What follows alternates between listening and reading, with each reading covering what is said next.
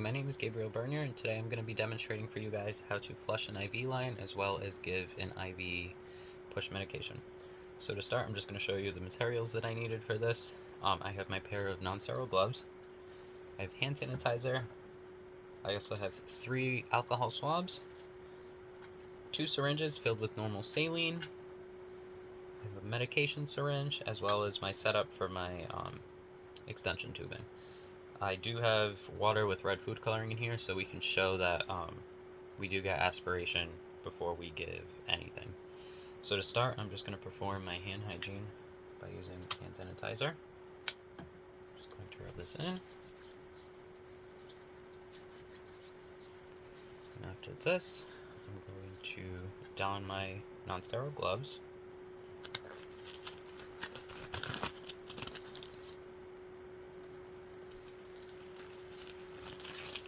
Okay, and before I even touch any of the syringes, I'm going to take one of my alcohol pads, open it up, and cleanse the injection port. Okay, so we've cleansed the injection port. Now I'm going to take one of my syringes. I'm going to twist it onto the IV port to make sure it's on. Undo the roller clamp. And before we start injecting some of the saline in, I'm going to slowly pull back on the plunger to aspirate to make sure that we have, to confirm patency. So we should see red liquid coming up into the tubing, and we do. So this line is patent, and we're able to give the medication and the saline. So what I'm going to do now is flush the line with the first thing of normal saline.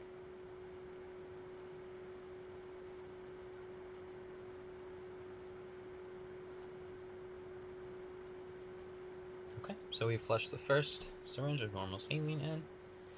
From here, I'm going to unscrew this syringe. This one's all set. I'm going to take another alcohol pad and cleanse the syringe. Cleanse the extension tubing once again before we inject the medication. Now the medication that we were given by the doctor, it's metoclopramine hydrochloride, 10 milligrams. This is an IV push medication. You want to push it over 1 minute to prevent any adverse effects. Now in this demonstration, this syringe will not fit into the extension tubing, so I'm just gonna actually pour it into here just so it was some way to be able to show you guys what actually would have happened. So this would be getting injected into the patient over 1 minute. But for demonstration purposes, we're going to say that it was a minute, and this medication is all set.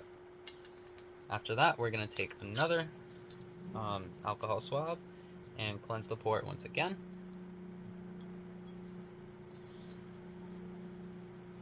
Allowing it to dry. Okay, and now we're going to take our last normal saline syringe, attach it to the extension tubing. Once again, flushing the line to make sure there's no excess medication or anything that could possibly build up in the tubing. Okay, so we've injected our second syringe of normal saline. I'm going to